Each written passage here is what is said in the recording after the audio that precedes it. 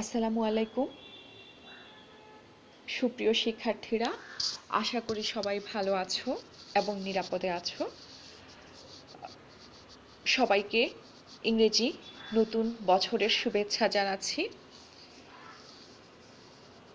প্রিয় শিক্ষার্থীরা, winter vacation শেষে আবারও আমরা আমাদের ভার্চুয়াল ক্লাসে উপস্থিত হয়েছি। আজ আমার ক্লাস বিএসএস বিএ পাস দ্বিতীয় বর্ষের শিক্ষার্থীদের সাথে। প্রিয় শিক্ষার্থীরা, তোমরা জানো তোমাদের সাথে আমি sociology fourth paper social psychology এই পেপারটা কন্টিনিউ করছি। প্রিয় শিক্ষার্থীরা, তোমরা নিশ্চয়ই অবগত হয়েছ কিছুদিনের মধ্যেই তোমাদের ইনকোর্স পরীক্ষা শুরু হতে যাচ্ছে। মেবি সেটা অনলাইনেই হবে। বরাবরের মতোই ইনকোর্স পরীক্ষা 30 মার্কসের হবে। সো সেক্ষেত্রে প্রশ্ন পদ্ধতি হবে, 3টা পার্ট থাকবে: ক বিভাগ, খ বিভাগ, গ বিভাগ। ক বিভাগে ব্রিফ কোশ্চেন, এক কথায় উত্তর দিবে। খ বিভাগে 3টা প্রশ্ন দিব, সেখান থেকে তোমরা 2টো আনসার করবে। তাহলে সেখানে হচ্ছে 8, একটাতে 4 নাম্বার করে, 4 দুগুণে 8। আর গ বিভাগে একটা প্রশ্ন থাকবে 10 নাম্বার ব্রড কোশ্চেন, যেটা বর্ণনামূলক প্রশ্ন। একটা প্রশ্ন থাকবে, 2টো প্রশ্ন দেয়া থাকবে, সেখান থেকে তোমরা যে কোনো একটা প্রশ্নের উত্তর দিবে, সেখানে থাকবে 10 নাম্বার। তাহলে 10, 8, 18 গেল। 10, 8, 18, তাহলে 30 থেকে আর রইল কত? 12। এই 12 নাম্বার হবে আমাদের ব্রিফ কোশ্চেন। আমি 14টা প্রশ্ন দিব, সেখান থেকে তোমরা যে কোনো 12টা প্রশ্নের সংক্ষিপ্ত বা ব্রিফ এক কথায় উত্তর দিবে। তাহলে ক বিভাগে হচ্ছে 12, খ বিভাগে হচ্ছে 8, আর গ বিভাগে হচ্ছে 10। এই নিয়ে হচ্ছে আমাদের 30 নম্বরের মান বন্টন। আমার সোশ্যাল সাইকোলজিতে আমি এভাবেই তোমাদেরকে প্রশ্ন করব। প্রিয় শিক্ষার্থীরা, যে ইনকোর্স পরীক্ষাটা হবে সেখানে আমি তোমাদের প্রথম 4টা চ্যাপ্টার থেকে প্রশ্ন করব। ভূমিকা, যেখানে আমরা সমাজ মনোবিজ্ঞানের সংজ্ঞা, সমাজ মনোবিজ্ঞানের প্রকৃতি পরিধি, সমাজ মনোবিজ্ঞানের বিষয়বস্তু, সমাজ মনোবিজ্ঞানের সাথে অন্যান্য বিজ্ঞানের সম্পর্ক, অর্থাৎ যে ইন্ট্রোডাক্টরি কথাবার্তাগুলো আছে সেটাই হচ্ছে নাম্বার 1 চ্যাপ্টার ভূমিকাতে আলোচনা করা হয়েছে। নাম্বার 2 হচ্ছে সোশ্যালাইজেশন বা সামাজিকীকরণ। সামাজিকীকরণ এসে আমরা সামাজিকীকরণ কি, সামাজিকীকরণ প্রক্রিয়া কিভাবে সম্পন্ন হয়, কয়টা ধাপে সামাজিকীকরণ প্রক্রিয়া সম্পন্ন হয়, সামাজিকীকরণের বাহনগুলো কি কি, সামাজিকীকরণের স্তর বা পর্যায়গুলো কি কি। হ্যাঁ, আমরা এই সব টপিকগুলো নিয়ে আলোচনা করেছি সেকেন্ড চ্যাপ্টারে। আর থার্ড চ্যাপ্টারে হচ্ছে সোশ্যাল পারসেপশন বা সামাজিক প্রত্যক্ষণ। সামাজিক প্রত্যক্ষণ হচ্ছে আমরা সংবেদন, সেন্সেশন কি, পারসেপশন কি, তারপরে হচ্ছে সেন্সেশন এবং পারসেপশনের মধ্যে পার্থক্যটা কি। হ্যাঁ, তারপরে হচ্ছে ফ্যাক্টরস এফেক্টিং পারসেপশন, প্রত্যক্ষণের উপর প্রভাব বিস্তারকারী উপাদানসমূহ কি কি আছে, সোশ্যাল পারসেপশন কি, সামাজিক প্রত্যক্ষণের সংজ্ঞাগুলো কি কি। তারপরে হচ্ছে প্রত্যক্ষণমূলক সংবর্ধন ও প্রত্যক্ষণমূলক আত্মরক্ষার মধ্যে সম্পর্ক এবং পার্থক্য। তারপরে লার্নিং এবং পারসেপশন, শিক্ষণ এবং প্রত্যক্ষণ বলতে আমরা কি বুঝি। এটা ছিল 3 নাম্বার চ্যাপ্টারের আলোচ্য বিষয়। 4 নাম্বার চ্যাপ্টারে যেটা মনোভাব, definition of attitude. Definition of অ্যাটিটিউডে what is attitude, characteristics of attitude, হ্যাঁ, টাইপস অফ অ্যাটিটিউড বা মনোভাবের প্রকারভেদ, formation and development of attitude, process of attitude change, কিভাবে মনোভাব পরিবর্তন প্রক্রিয়াটি সম্পন্ন হয়। আচ্ছা, তারপরে এখানে আলোচনা করা হয়েছে থার্স্টোন স্কেল নিয়ে, লাইকার্ট স্কেল নিয়ে, বোগার্ডাস স্কেল নিয়ে। হ্যাঁ, এই সমস্ত স্কেলগুলো হচ্ছে মনোভাব পরিমাপের স্কেল, অর্থাৎ মনোভাব পরিমাপের মাপন পদ্ধতি। তারপরে কিছু তত্ত্ব আছে মনোভাব পরিবর্তনের: ভারসাম্য মতবাদ, প্রবর্তনামূলক মনোভাব পরিবর্তন বা পারসুয়েসিভ অ্যাটিটিউড চেঞ্জ। আমরা এই 4টা চ্যাপ্টার নিয়ে তোমাদের পরীক্ষায় ইন কোর্সে প্রশ্ন করব আমি। তাহলে আসো এখন আমরা মনোভাব পরিমাপটা বলতে মনোভাব নিয়ে একটু কথা বলি। মনোভাব কি? হ্যাঁ, এগুলো আমরা আলোচনা করেছি। মনোভাব হচ্ছে কোনো বিষয়, বস্তু বা ঘটনার প্রতি প্রতিক্রিয়া করার মানসিক প্রস্তুতি। সমাজ মনোবিজ্ঞানের একটা গুরুত্বপূর্ণ প্রত্যয় হচ্ছে মনোভাব। ব্যক্তির আচরণকে ব্যাখ্যা বিশ্লেষণ করতে মনোভাব সাহায্য করে থাকে, কেননা মানুষের প্রতিটি আচার আচরণের পেছনে মনোভাব সক্রিয় ভূমিকা পালন করে থাকে। সামাজিকীকরণ প্রক্রিয়ায় ফলশ্রুতি হিসেবে ব্যক্তির মধ্যে তার আশেপাশের মানুষ এবং পরিবেশের বিভিন্ন ঘটনা, বিষয় বা বস্তুর প্রতি বিশেষ ধরনের মনোভাব গড়ে ওঠে। এসব মনোভাব ব্যক্তির জীবনের বিভিন্ন দিককে নানাভাবে প্রভাবিত ও নিয়ন্ত্রিত করে থাকে। মনোভাবের সাহায্যে মানুষ তার দৃষ্টিভঙ্গির সঙ্গতি রক্ষা করে, অর্থাৎ মানুষের চিন্তা, বিশ্বাস, অনুভূতি এবং প্রতিক্রিয়া করার প্রবণতা নিয়েই মনোভাব গড়ে ওঠে। প্রত্যেক মানুষই বিভিন্ন বিষয় সম্পর্কে তার নিজস্ব মনোভাব সংরক্ষণ করে। অর্থাৎ আমাদের যাপিত জীবনে বিভিন্ন বিষয় আছে যেগুলো সম্পর্কে আমাদের এক একজনের মনোভাবটা হচ্ছে এক এক রকম। এক একটা বিষয়কে আমরা এক একজন মানুষ এক একভাবে এক এক দৃষ্টিভঙ্গি নিয়ে আমরা আলোচনা করে থাকি। সো মনোভাব হচ্ছে কোনো বিষয় সম্পর্কে আমার চিন্তা, আমার বিশ্বাস, আমার অনুভূতি এবং আমার প্রতিক্রিয়া ব্যক্ত করার যে প্রবণতা, সেটাই হচ্ছে আসলে মনোভাব। যেমন একজন ব্যক্তি যখন বলে দুর্নীতিবাজকে আমি ঘৃণা করি, তখন দুর্নীতিবাজ ব্যক্তির প্রতি তার নেতিবাচক মনোভাব প্রকাশ পায়। আবার কোনো ব্যক্তি যখন বলে আমি তার কাজকর্ম পছন্দ করি, তখন এই কথা দ্বারা ব্যক্তির প্রতি তার একটা ইতিবাচক মনোভাব প্রকাশ পায়। কাজেই মনোভাব হলো বিশেষ অবস্থায় বিশেষ ধরনের প্রতিক্রিয়া করার প্রবণতা। প্রকৃতপক্ষে কোনো ঘটনা বা বিষয়বস্তু বিচার বিশ্লেষণের পর পছন্দ অপছন্দের ভিত্তিতে ওই ঘটনা বা বিষয়ের প্রতি প্রতিক্রিয়ার যে প্রস্তুতি, তাকেই বলা হচ্ছে মনোভাব। যেমন ক্রাচফিট এবং বালাচি বলছেন, কোনো সামাজিক বিষয়বস্তু সম্পর্কে আপেক্ষিক, স্থায়ী, ইতিবাচক বা নেতিবাচক মূল্যায়ন, আবেগময়ী ধারণা এবং বিষয়বস্তুর পক্ষে বা বিপক্ষে কিছু করার প্রবণতা হচ্ছে মনোভাব। তাহলে মনোভাবের উপাদান দেখো, জ্ঞানগত উপাদান, মনোভাব অনুভূতিমূলক উপাদান এবং কর্ম উপাদান। জ্ঞানগত উপাদান হচ্ছে মনোভাবের জ্ঞানজনিত উপাদান, বস্তু, ঘটনা বা বিষয় সম্বন্ধে ব্যক্তির প্রত্যক্ষ মতামত, ধ্যান ধারণা বা বিশ্বাস নিয়ে গঠিত। এক্ষেত্রে ব্যক্তির বিচার বুদ্ধি ও যুক্তি ব্যবহার করে কোনো বিষয় বা ঘটনাকে মূল্যায়ন করে। এই মূল্যায়িত বিশ্বাসী ব্যক্তির কোনো বিষয় বা বস্তুর প্রতি ইতিবাচক বা নেতিবাচক মানসিকতা তৈরি করে মনোভাব গড়ে তুলতে সাহায্য করে। অনুভূতিমূলক উপাদান, মনোভাবের বিষয়বস্তুর প্রতি ব্যক্তির আবেগ প্রবণতাই হচ্ছে মনোভাবের অনুভূতিমূলক উপাদান। এই আবেগের উপর ভিত্তি করেই মনোভাবের বিষয়বস্তু সম্পর্কে ব্যক্তির পছন্দ অপছন্দ, ভালোবাসা, ঘৃণা, আনন্দ বা নিরানন্দের অনুভূতি গড়ে ওঠে। কোনো বিষয় বা বস্তুর প্রতি ব্যক্তির অনুভূতি বা আবেগ সম্পর্কিত প্রতিক্রিয়াসমূহ মনোভাবের অনুভূতি সম্পর্কিত অংশকে উপস্থাপিত করে। আচ্ছা, এবার আসুন নাম্বার 3, কর্ম উপাদান। কর্ম উপাদান হচ্ছে মনোভাবের কর্ম উপাদান বলতে বোঝায় মনোভাবের বিষয়বস্তু সম্পর্কে ব্যক্তির সকল প্রকার আচরণ প্রবণতাকে, যেমন বন্ধুত্বপূর্ণ, উৎসাহী, আক্রমণাত্মক, শত্রুভাবাপন্ন, উদাসীন ইত্যাদি। এই সমস্ত বিষয় মূল্যায়নের মাধ্যমে ব্যক্তির মনোভাবের কর্ম উপাদান সম্বন্ধীয় অংশ পরীক্ষা করা হয়। মনোভাবের কিছু বৈশিষ্ট্য আছে, যেমন নাম্বার 1, মনোভাব জন্মগত নয়, এটা হচ্ছে একটা শিক্ষালব্ধ আচরণ। মনোভাব হচ্ছে দীর্ঘস্থায়ী। মনোভাব ব্যক্তির সাথে পরিবেশের সম্পর্ক নির্দেশ করে। লক্ষ্যাভিমুখী, মনোভাব সর্বদাই তার লক্ষ্যাভিমুখী। মনোভাবের সক্রিয় দিককেই বলা হয় প্রেষণা। তবে মনোভাবের সাথে উদ্দেশ্যের পার্থক্য রয়েছে। উদ্দেশ্য মনোভাব অপেক্ষা স্বল্পস্থায়ী একটা মানসদৈহিক প্রস্তুতিমূলক অবস্থা।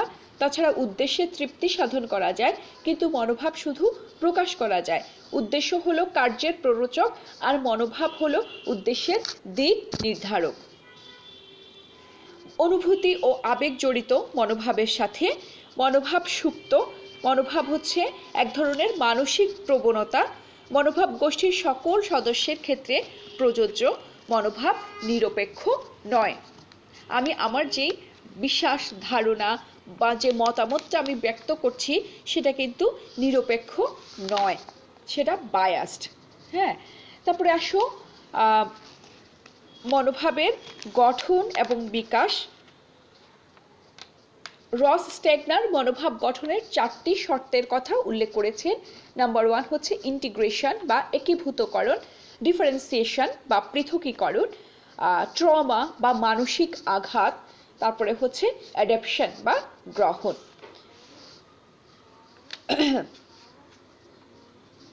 এই 4টি শর্ত কিভাবে মনোভাব গঠনে সহায়তা করে তা স্টেগনার উদাহরণের সাহায্যে বুঝিয়েছেন।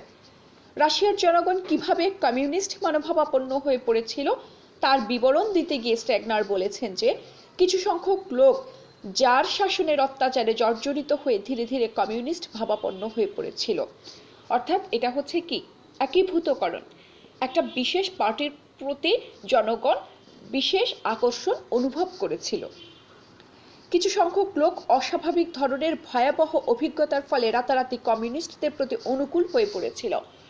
অর্থাৎ কিছু মানুষ আগের শাসকের প্রতি এতটাই মানসিক আঘাত পেয়েছিল, যাকে আমরা বলছি ট্রমাকে বলা হয় মানসিক আঘাত। অর্থাৎ কিছু মানুষ এতটাই ট্রমাটাইজড হয়ে গিয়েছিলেন যে তারা কমিউনিস্টদের প্রতি খুব বেশি অনুভূতি প্রবণ হয়ে পড়েছিলেন, কমিউনিস্টদের প্রতি খুব বেশি ন্যাক তৈরি হয়েছে। কিছু সংখ্যক লোক একটি নির্দিষ্ট অসন্তোষ ভোগ করছিল এবং প্রগতিবাদী আদর্শের প্রতি যাদের আগ্রহ ছিল তারা কমিউনিস্ট ক্রিয়াকলাপের মধ্যে এসব অসন্তোষ দূরীকরণের উপায় এবং প্রগতিবাদী আদর্শের মূর্ত রূপ প্রত্যক্ষ করার ফলে কমিউনিস্ট হয়ে পড়েছিল। এটা হচ্ছে পৃথকীকরণ, ডিফারেন্সিয়েশন।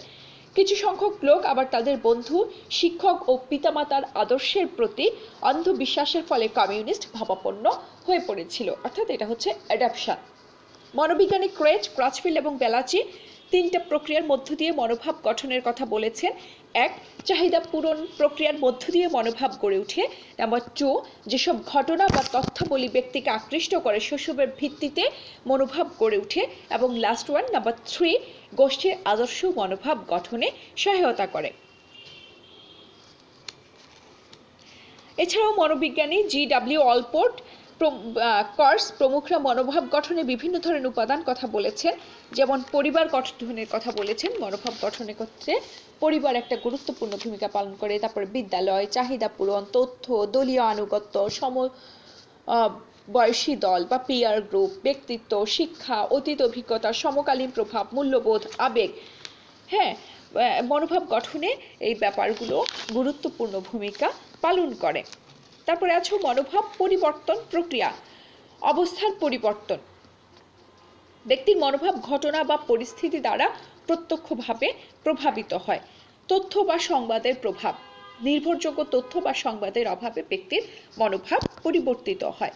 জোরপূর্বক আচরণের পরিবর্তন, ভূমিকা পালন, দলীয় আলোচনা, ব্যক্তিত্ব, দলীয় আনুগত্য, প্ররোচিতকরণ, ভীতি ব্যবহার, শপথ বা প্রতিশ্রুতি, গুণাগুণ প্রচার, প্রয়োজন ও উদ্দেশ্য। হ্যাঁ, এই ব্যাপারগুলোও মনোভাব পরিবর্তনে গুরুত্বপূর্ণ ভূমিকা পালন করে। দীর্ঘদিনের সামাজিক প্রেক্ষাপটে গড়ে ওঠা ব্যক্তির মনোভাব সহজে পরিবর্তিত হতে চায় না। এটি একটি জটিল বিষয়। এতৎসত্ত্বেও উল্লেখিত ব্যবস্থা ও কৌশলাদি গ্রহণের মাধ্যমে ব্যক্তির মনোভাব প্রভাবিত ও পরিবর্তিত করা সম্ভব হয়। সুতরাং মনোভাব পরিবর্তনে বিভিন্ন উপাদানের পারস্পরিক মিথস্ক্রিয়ার ফলেই মনোভাব পরিবর্তিত হয়। মোস্ট ইম্পর্টেন্টলি যেটা মনোভাব পরিবর্তনের মানক বা স্কেল অফ মেজারমেন্ট, অ্যাটিটিউড।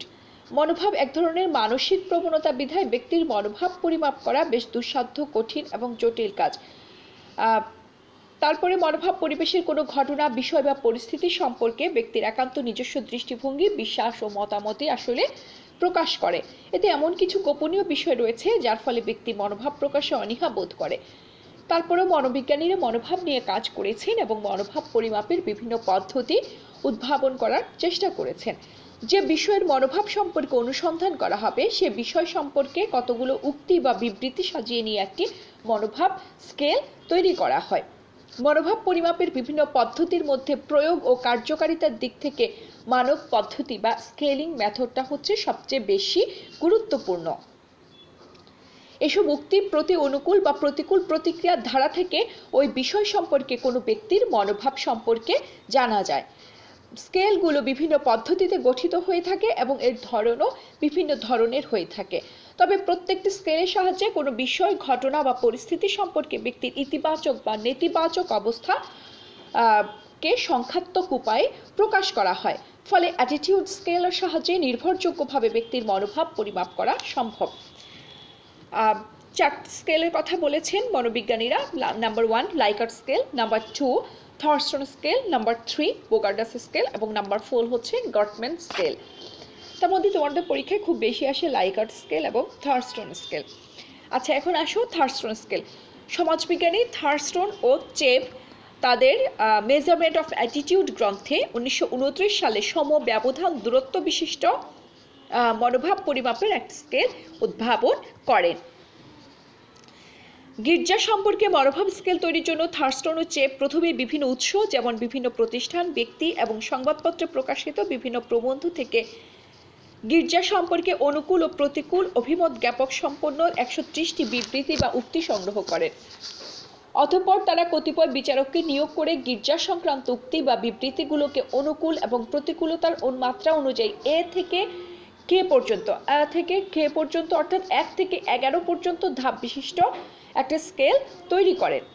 বিচারকদের কিছু নির্দেশনা দেওয়া ছিল, যেমন এ লিখিত ধাপে সবচেয়ে অনুকূল মনোভাব প্রকাশকারী ব্যক্তি, আর এফ ধাপে নিরপেক্ষ উক্তি এবং কে ধাপে সবচেয়ে প্রতিকূল মনোভাব প্রকাশকারী উক্তিগুলো বিন্যস্ত করতে হবে এবং বাকি উক্তিগুলো তাদের প্রতিকূলতা এবং অনুকূলতা মাত্রার অনুযায়ী বি থেকে ই এবং জি থেকে জে পর্যন্ত যথাযথভাবে স্থানে সাজিয়ে রাখতে হবে। এতে করে প্রতিটি উক্তির জন্য বিভিন্ন বিচারকের নিকট থেকে কতগুলো স্কেল মান পাওয়া যায়। উল্লেখ্য যে বিচারকগণ বিচার্য বিষয় সম্পর্কে তাদের ব্যক্তিগত অভিমত পরিহার করে কেবল সংগৃহীত উক্তিগুলোকে অনুকূল, নিরপেক্ষ ও প্রতিকূলতার মাত্রা অনুযায়ী সাজিয়েছিলেন। এভাবে বিচার কাজ শেষে প্রতিটি উক্তির স্কেল মানসমূহের মধ্যমা বা মিডিয়ান নির্ণয় করা হয়। প্রত্যেকটি উক্তির মধ্যমা ওই উক্তির স্কেল মান হিসেবে বিবেচিত হয়। উক্তিগুলোর নির্ভরযোগ্যতা যাচাইয়ের জন্য থার্স্টন এবং চেভ বিচারক মণ্ডলী কর্তৃক নির্ধারিত স্কেলগুলোর মাধ্যমে মধ্যমার বিস্তৃতি, এক্ষেত্রে কিউ এর মান বের করা হয়। বিস্তৃতির ছোট মান বিচারকদের বিচারের ঐক্যমত নির্দেশ করে এবং বিস্তৃতির বড় মান বিচারকদের বিচারের মত পার্থক্য নির্দেশ করে। প্রতিটি উক্তির স্কেল মান এবং কিউ এর মান বের করার পর থার্স্টন এবং চেভ ওই উক্তিগুলোর অভ্যন্তরীণ সামঞ্জস্য বা কনসিস্টেন্সি বের করার উদ্দেশ্যে 300 জন ব্যক্তিকে উক্তিগুলো দিয়ে যেগুলোর সাথে তারা এগুলোকে একমত সেগুলো টিক চিহ্ন দিতে বলেন।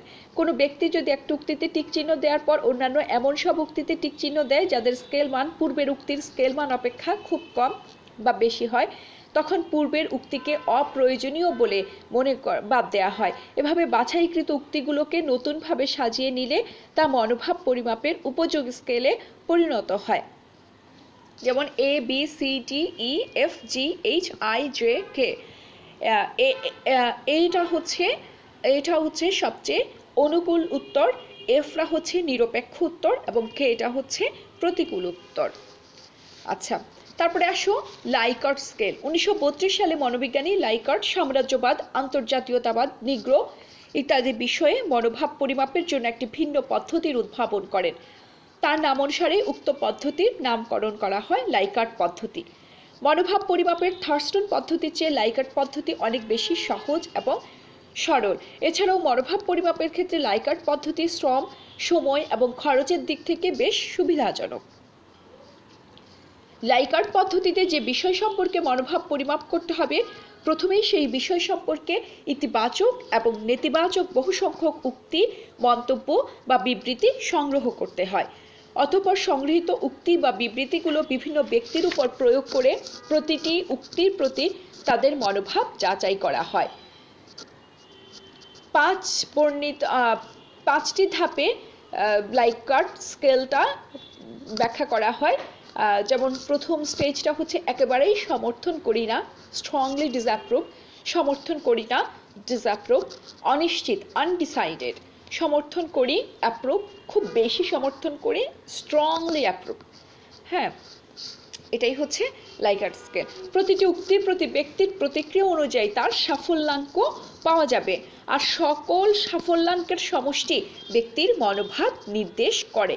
সাফল্যাঙ্ক গণনার ক্ষেত্রে পজিটিভ বা ইতিবাচক উক্তিগুলোর মান বা নম্বর দেখানো হয়। যেমন একেবারেই সমর্থন করি না উত্তরের জন্য 1, সমর্থন করি না উত্তরের জন্য 2, অনিশ্চিত উত্তরের জন্য 3 এবং সমর্থন করি উত্তরের জন্য 4, খুব বেশি সমর্থন করি উত্তরের জন্য 5। পক্ষান্তরে সাফল্যাঙ্ক গণনার ক্ষেত্রে নেতিবাচক উক্তিগুলোর ক্ষেত্রে বিপরীতভাবে সাফল্যাঙ্ক দেখানো হয়, অর্থাৎ 1, 2, 3, 4, 5-এর পরিবর্তে বিপরীতভাবে রিভার্সে দেখানো হয়, 5, 4, 3, 2, 1 সাফল্যাঙ্ক প্রদান করা হয়। সবশেষে চূড়ান্তভাবে পার্থক্যসূচক উক্তি বাছাইয়ের জন্য বিভিন্ন ব্যক্তিদের মনোভাব সাফল্যাঙ্কের ভিত্তিতে আইটেম অ্যানালাইসিস বা আইটেম বিশ্লেষণ করা হয়।